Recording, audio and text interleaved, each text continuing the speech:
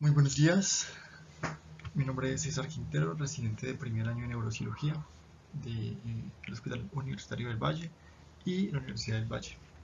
El día de hoy el tema a revisar es estimulación de raíces sacras anteriores en trauma raquimedular, un tema muy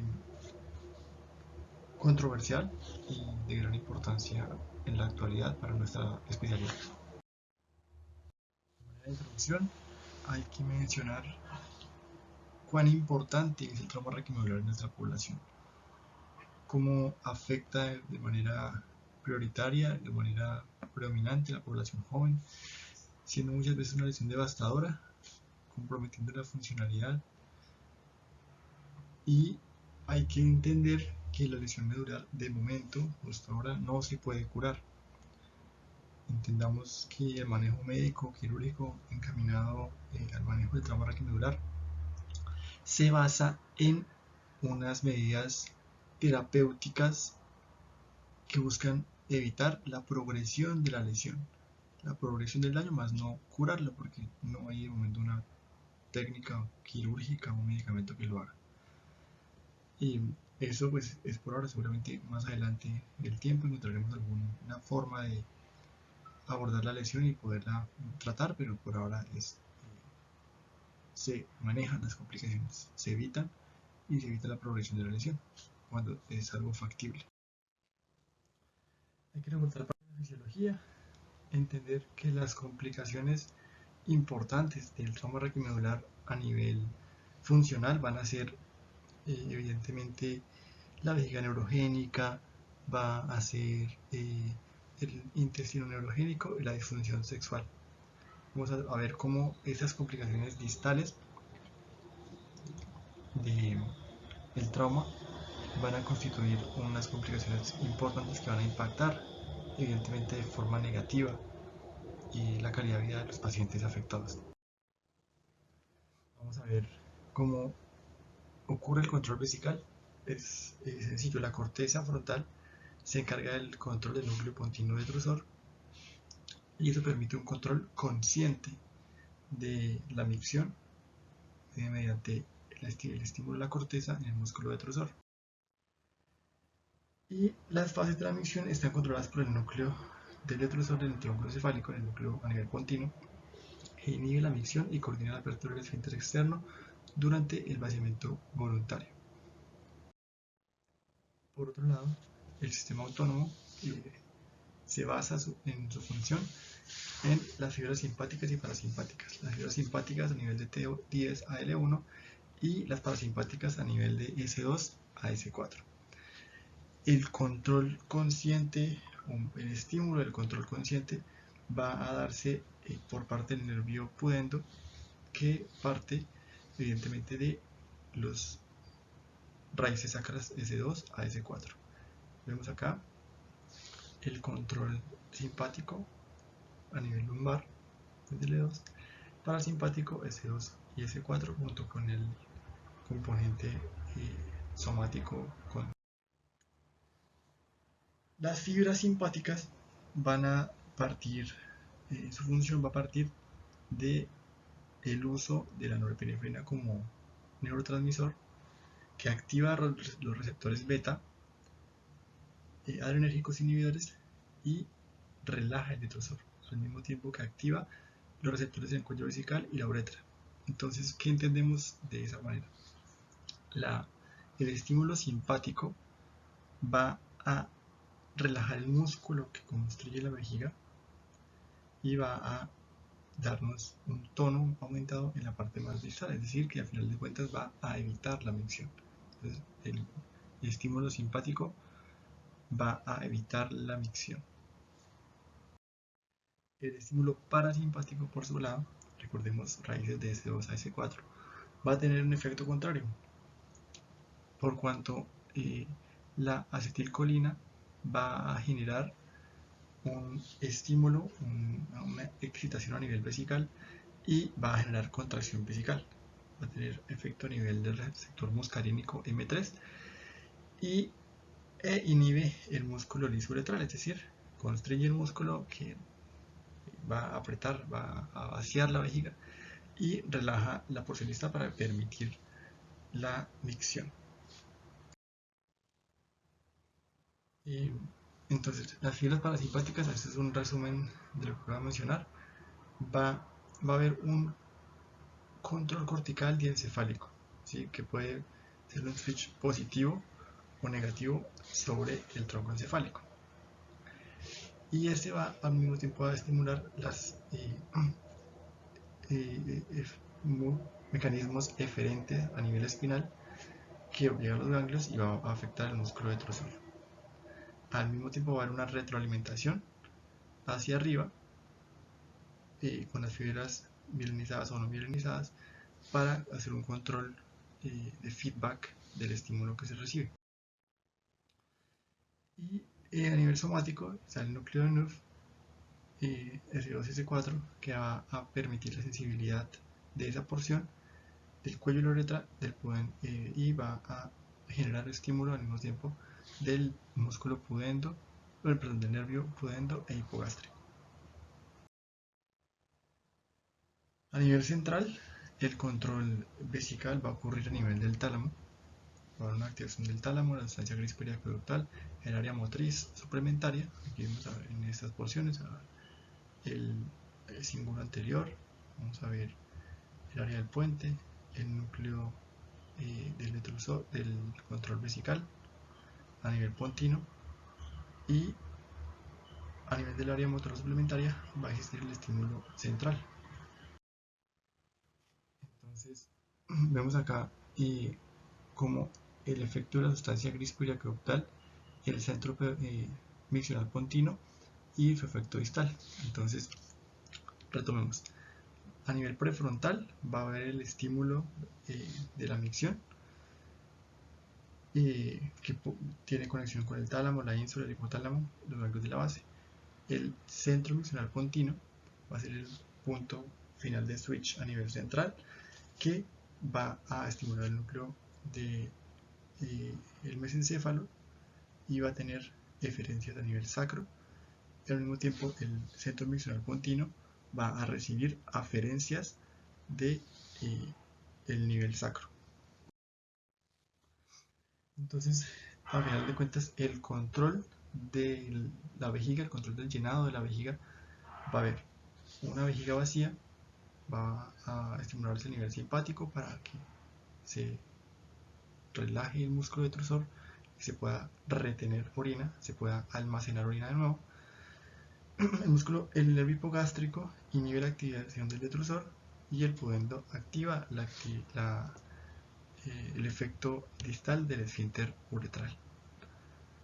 Vemos aquí la vejiga llena, la vejiga después de que se vacía, va a hacer activación simpática y va a haber fibras eferentes que van a relajar el detrusor y a nivel del pudendo se va a activar el esfínter uretral externo. El reflejo de vaciado, por su parte, va a hacer lo contrario. Entonces ya va a haber una vejiga llena. A nivel bulbo espinal va a haber activación parasimpática del detrusor y una inhibición simpática del esfínter uretral para permitir la micción. En este ejemplo, en esta gráfica, podemos evidenciar el tono de el llenado vesical y una electromiografía de la vejiga. Aquí vemos cómo el estímulo electromiográfico permite la micción voluntaria, permite la detenida y permite que vuelva a empezar. Evidentemente, este control autonómico y el control consciente van a trabajar en sinergia para permitir una función normal. Evidentemente, cualquier lesión a este nivel, cualquier lesión que impida un control normal vesical, va a determinar en afectación sobre el control de la orina. Vemos aquí un ejemplo anormal, un ejemplo patológico en el cual el tono, la presión del detrusor no está en correcta correlación con la actividad electromiográfica y existe una micción espontánea no condicionada por el estímulo consciente, sino que ocurre de forma esporádica luego del llenado y la activación parasimpática. Y entonces, en cuanto a la disfunción del basamento vesical, vamos a entender que la actividad neurogénica del detrusor se va a afectar y va a haber una vejiga espástica, va a haber una activación constante o un estímulo constante del músculo detrusor, lo cual va a condicionar que ocurra un compromiso o una activación constante del músculo detrusor y del esfínter vesical. Entonces, al mismo tiempo que la vejiga está llena e intenta evacuar, el esfínter vesical va a estar hiperactivo. Entonces, ¿qué va a ocurrir? Una dilatación constante, continua de la vejiga, lo cual va a condicionar evidentemente una anomalía, porque pues, se va a retener más orina, va a ocurrir lesión de la vejiga, lesión del músculo, y al mismo tiempo va a condicionar que se retenga orina más tiempo, lo cual finalmente va a generar complicaciones infecciosas o complicaciones mecánicas a este nivel. Entonces, pues, ¿qué pasa? Evidentemente, si se está reteniendo la vejiga, si se está almacenando más de lo normal, va a ocurrir que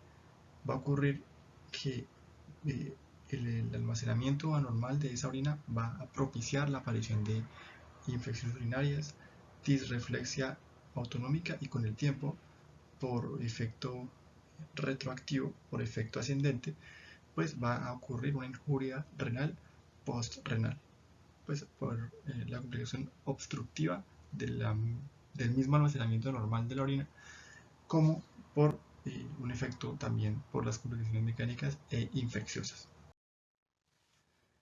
En cuanto al tratamiento de la disfunción vesical, entendemos que hay medicamentos como los antimuscarínicos, la oxibutinina, tolterodina, foseterodina, que buscan un cambio en la activación simpática y parasimpática. Entendemos que el cateterismo intermitente, incluso la esfinterotomía o la toxina botulínica pueden ser medidas terapéuticas adecuadas que pueden funcionar en pacientes determinados, pero no se puede dejar de lado el papel del neurocirujano, el papel de la cirugía funcional en el manejo de esta malformación, bueno, más bien de esta alteración funcional. Si bien el componente más importante de la estimulación a nivel de raíces sacras anteriores va a tener efecto, como veremos más adelante, en el control vesical, no se puede dejar de lado el control del esfínter anal. Entonces, para recordarlo, vamos a ver que hay un centro autonómico a nivel del hipotálamo y va a haber un compromiso o una distribución tanto simpática como parasimpática de el control del esfínter anal. A nivel simpático vamos a entender que es un control que evita la contracción, que evita la defecación. A nivel del mesencéfalo, el puente baróleo, vamos a encontrar en el tronco encefálico nervios o más bien estímulo que va a ser simpático hacia los nervios hipogástricos que al final de cuentas van a inhibir la actividad de defecación aumentando el tono del esfínter anal. Por el contrario, a nivel parasimpático, a nivel sacro, van a haber una vía efectora que va a llegar al nervio pudendo y va a liberar la presión o a relajar el músculo del esfínter anal externo, al mismo tiempo que permite la contracción a nivel proximal para que se estimule la defecación. Este es el ejemplo, lo mismo. Entonces el nervio simpático por el plexo hipogástrico y el parasimpático por el plexo pélvico van a permitir las dos cosas. Tanto las aferencias viscerales de las fibras parasimpáticas, las vemos en esta gráfica de acá, como las aferencias somáticas y motoras aferencias somáticas. Entonces va a haber un control tanto es parecido al control vesical, tanto parasimpático como simpático, motor somático, consciente y autonómico. Y el control simpático va a permitir que exista o que se detenga el estímulo de defecación.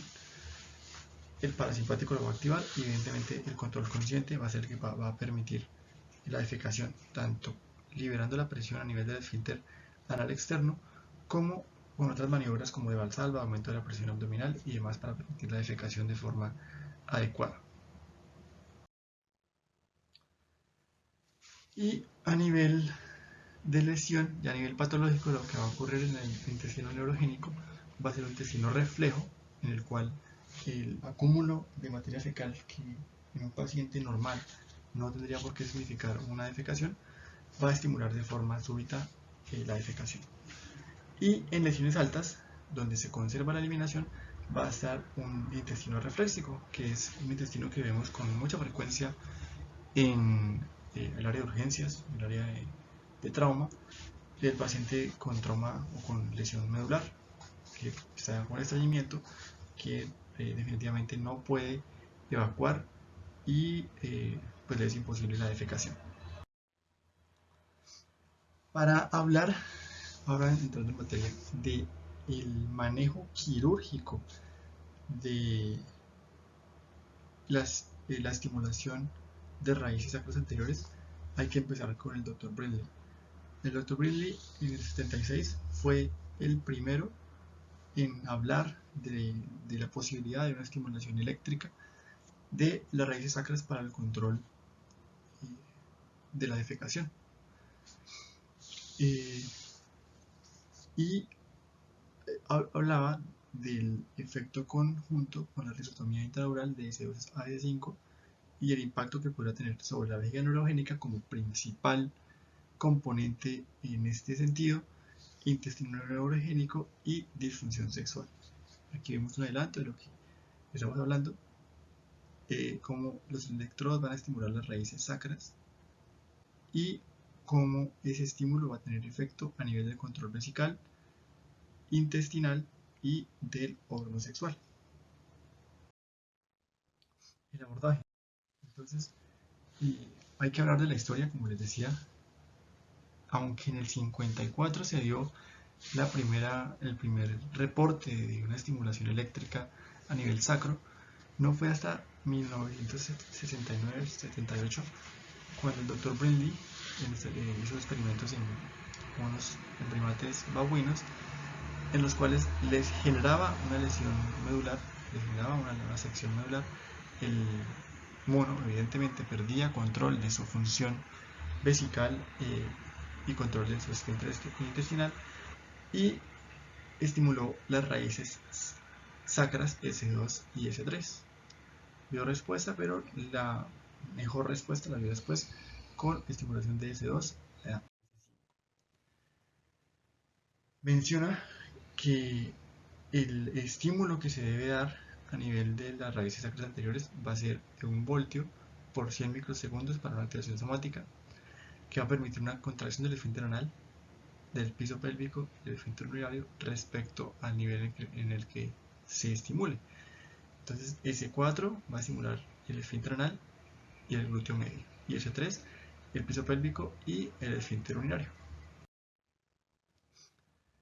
A nivel de S3 va a haber activación del detrusor y se puede generar aumento de la tensión arterial como un efecto no deseado a nivel sistémico.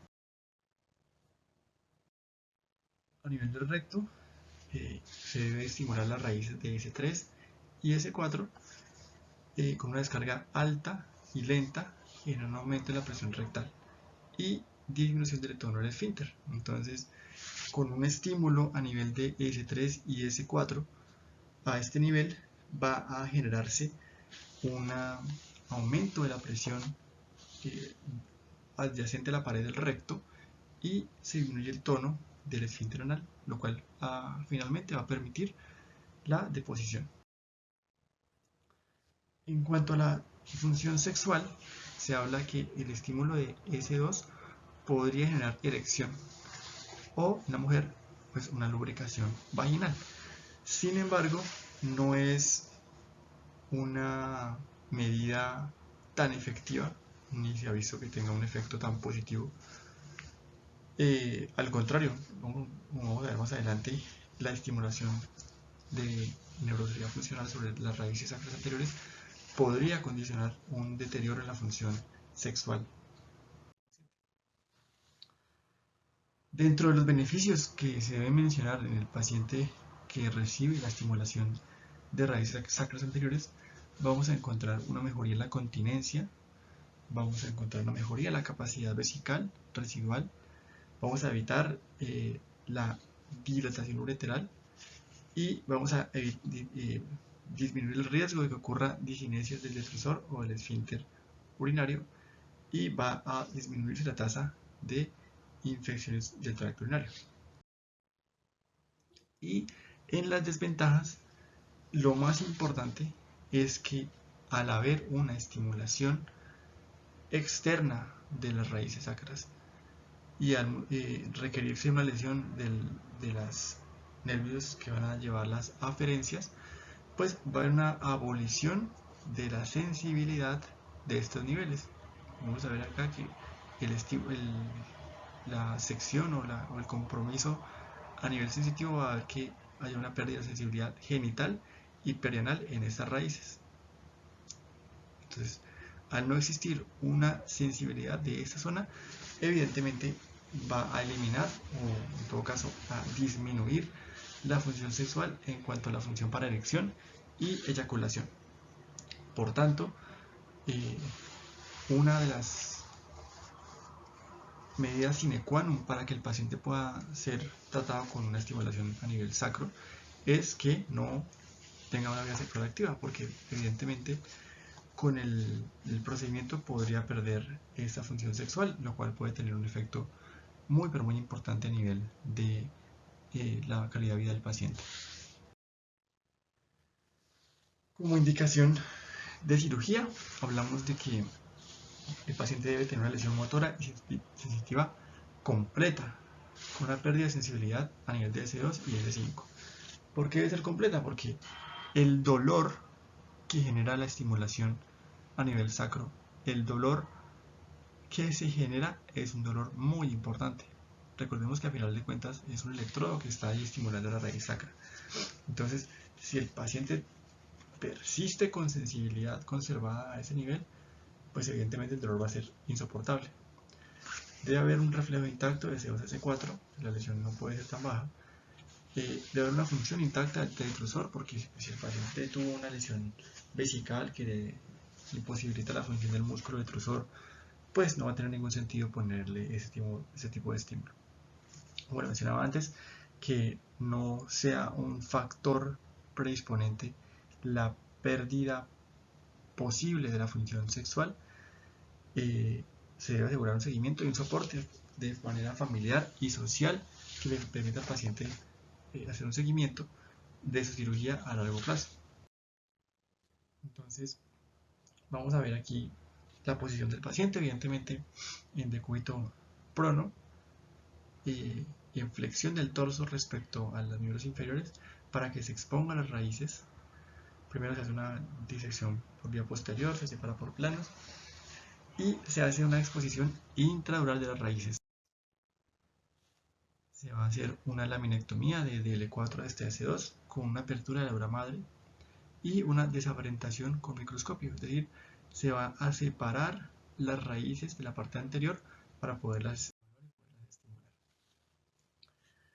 A nivel intraquirúrgico se va a hacer una estimulación de 10 voltios y 30 Hz para evaluar la contracción del detrusor y la respuesta motora, que se espera una flexión plantar leve.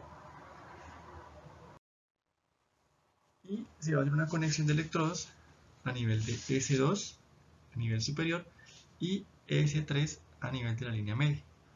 Intraquirúrgico se debe evaluar la respuesta motora, la respuesta autonómica, la respuesta del detrusor para evaluar cómo el paciente pues va a tener un control externo, en este caso con su control remoto, de esas raíces que le va a permitir de manera consciente, aunque ya no directa evidentemente, un control de su función vesical.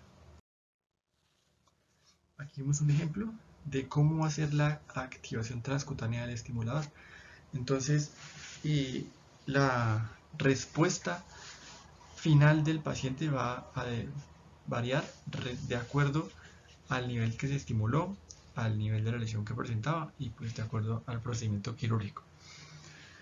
Este de acá es uno de los modelos más comunes, pero hay modelos que permiten una estimulación no directamente en el abdomen, no tiene que estar ahí pegado, puede ser un control remoto un poquito más cómodo, menos grande, más lejano, pero pues este es a grandes rasgos un resumen de cómo funciona esa estimulación. Entonces vemos acá cómo a nivel posterior de las raíces que se expusieron de manera quirúrgica se van a exponer y se van a estimular con el estimulador interno, que va a generar un pulso, una carga de voltaje sobre esas raíces que están ahí siendo estimuladas, y esas raíces van al final de cuentas a controlar la función del músculo detrusor, del esfínter urinario, del esfínter rectal y en menor medida el nervio pudendo para la erección, pero recordemos principalmente para la función urinaria. Entonces, ¿quién activa este estimulador interno? Pues obviamente el paciente con su control, que lo pega al abdomen o no lo pega según el modelo, va a hacer un control consciente de su función urinaria. Entonces el paciente ya cuando sabe el manejo del control, está en el baño, está a punto de hacer su micción y se estimula para poder activar la micción en ese momento.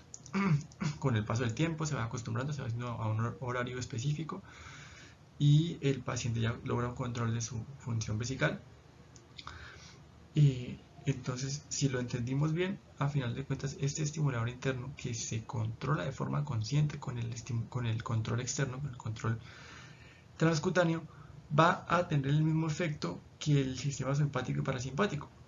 Entonces, el sistema simpático y parasimpático el simpático va a permitir que se llene la vejiga, y como ya no hay un control somático porque hubo aquí una lesión medular, porque aquí hubo algo que seccionó la médula o le impide un control vesical, es el estímulo consciente, pero esta vez a través del estimulador transcutáneo, el que va a la postre a determinar que se active a nivel distal tanto esfínter anal como esfínter urinario para que se permita la relajación de los mismos y la defecación o bien la micción.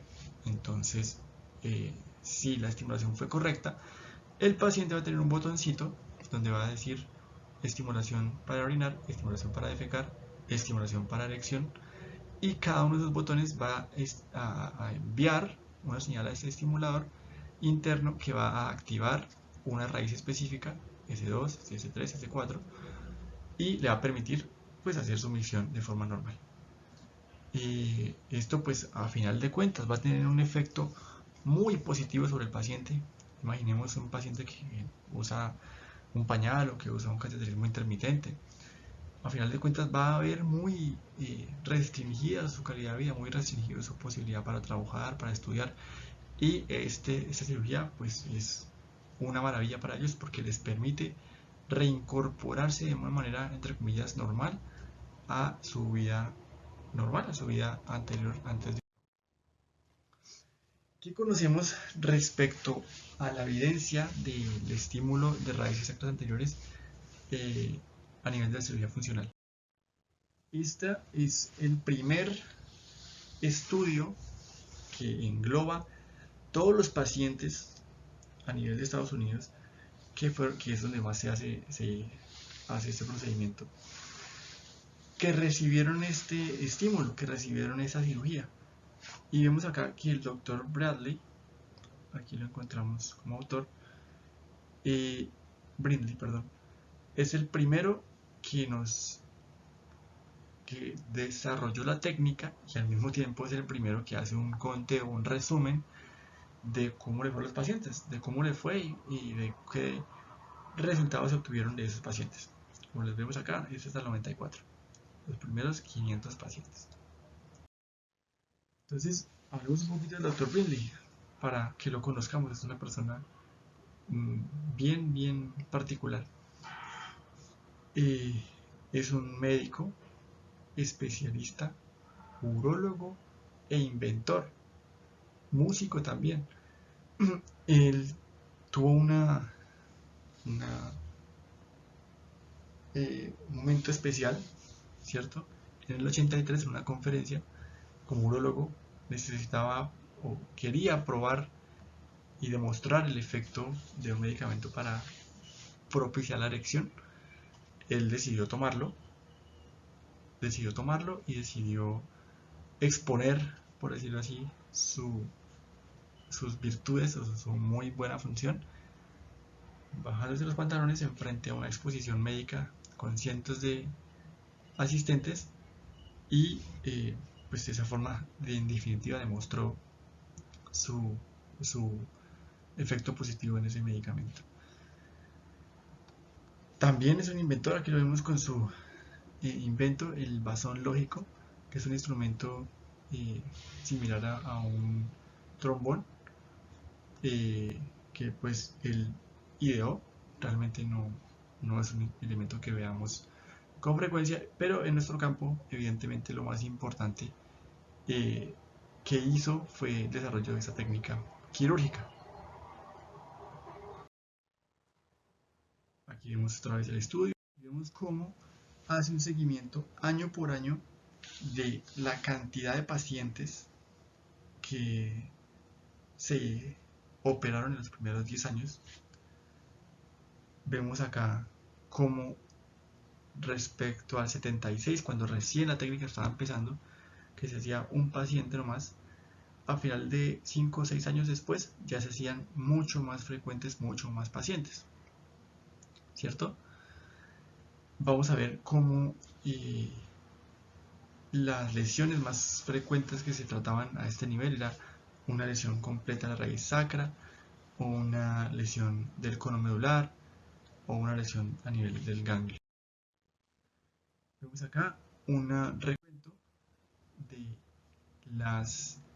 los pacientes que reciben cirugía para estimulación de raíz sacra anterior, y vemos cómo hay un efecto muy importante en los estudios en diferentes países después de la cirugía en la capacidad residual de la vejiga. Vamos a ver cómo el paciente antes de cirugía tenía una capacidad de almacenamiento de la vejiga muy pobre, 200 cc, y podía aumentar hasta 500 después de la intervención. El residuo urinario, una condición que genera tanto riesgo para la infección urinaria, también disminuye de forma sustancial después de cirugía. Vemos acá de 130 a 30, 90 a 25. Eso, recordemos, en diferentes países, es decir, no solamente en Estados Unidos, en diferentes países también ocurre. Y los episodios de incontinencia también van a disminuir de forma sustancial. Vemos aquí que el 100% de los pacientes tenían incontinencia, casi el 90% a nivel de Francia y de Holanda, y vemos que hay una disminución muy importante de esa incontinencia después de la cirugía, casi de un 90%. Es decir, es una cirugía que a ciencia cierta demuestra su función y demuestra su efecto positivo para los pacientes. Vemos también cómo hay una disminución sustancial de las tasas de infección urinaria, porque obviamente se está aumentando la capacidad de la vejiga y se está disminuyendo el volumen residual de la misma. Va a haber una disminución de la disreflexia autonómica, y a nivel de la defecación va a haber una respuesta ahora sí más bien heterogénea, y a nivel de la erección también, digámoslo así, son medidas terapéuticas menos frecuentes y con menos impacto que en la función urinaria. Vemos a ver acá cómo el intestino neurogénico también se afecta, aunque no de forma tan sustancial. Vemos aquí que es una P no significativa en muchos casos, pero vemos cómo después de la cirugía el paciente requiere con menos frecuencia estímulos externos que le permitan la defecación. Vemos que antes de cirugía se requería de evacuación con estímulo digital, evacuación con tracción digital de la materia fecal, enemas, ostomías y demás. Y aunque, como les mencioné antes, la disminución no es tan sustancial, el efecto no es tan dramático como si lo fue a nivel urinario, sí vemos que a nivel postoperatorio hay una disminución en la necesidad de estímulos como supositorios, enemas o estimulación digital para que el paciente logre su defecación. Es decir, si bien no todos se mejoran y si bien no todos mejoran tanto como a nivel urinario, sí es un hallazgo, una medida terapéutica muy importante para nuestro paciente. Y vemos cómo también va a disminuir la necesidad de asistencia para la defecación. Esto puede sonar algo poco relevante, pero el hecho de tener independencia, de que el paciente que recibe la cirugía tenga independencia para ir al baño, eso impacta de forma muy importante en la psique del paciente, porque ya es un paciente que puede ser más independiente, que ya no requiere apoyo para la función más básica y más privada que tenemos como seres humanos, que es la función de nuestras necesidades básicas fisiológicas. A nivel colombiano, pues no nos quedamos atrás. Hay una experiencia a nivel funcional, sobre todo en Antioquia, que nos muestran acá en ese estudio observacional en el cual se compara el residuo postmiccional después de cirugía en diferentes series de casos. Este de acá es el que veíamos al principio, de Brindley, y vemos cómo en Colombia, que es el punto aquí de arriba, hay un control del residuo postmiccional muy similar a las series internacionales y a la serie principal de Brindley.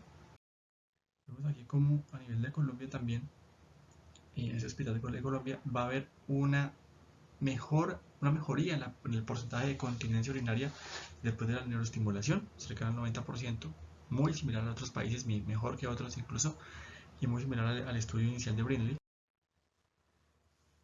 Y hay una mejoría sutil, digámoslo así, pero igual existe en cuanto a la erección obtenida con la neuroestimulación respecto a diferentes series internacionales. Pero esto nos demuestra muy bien cómo, si bien se obtiene un resultado dramáticamente positivo con el estímulo de las raíces sacras para el control urinario, no es tanto así a nivel fecal y a nivel de erección. ¿Qué nos espera en el futuro? Y esto les mencionaba yo al principio, es como para llevar para casa. Si bien los medicamentos, intervenciones, cirugías, ortesis, procedimientos de dolor, procedimientos funcionales, están encaminados a mejorar la calidad de vida del paciente con trauma raquimedular, a final de cuentas evita las secuelas o permite disminuir el impacto de las mismas, ¿sí? Si yo estimulo, si yo doy estabilidad para la columna, si yo pongo alguna intervención medicamentosa o invasiva para el dolor, estoy abordando y evitando las complicaciones subsecuentes al trauma raquimedular. Pero a ciencia cierta no estoy mejorando la lesión. No estoy curando la lesión que ya existió, porque en el momento no hay nada que lo haga. Pero hay caminos futuros. Hay posibilidad de que en un futuro inmediato o largo plazo encontremos como la estimulación cerebral profunda a nivel de tallo podría generar un feedback positivo que permita una restauración, restauración de las fibras a nivel de la médula espinal. Es un estudio que se está llevando a cabo, aunque de momento falta por concluirse. Falta ver el efecto que tenga el implante de células madres o medicamentos a nivel intramedular que podrían condicionar una reparación sustancial de las fibras lesionadas por el trauma raquimedular. y como el control de la sustancia gris periaqueductal también podría tener efecto a nivel del dolor neurogénico. Entonces, son caminos futuros, son caminos que se están explorando. Vemos aquí que son estudios recientes, pero a final de cuentas, y seguramente con el paso de los años,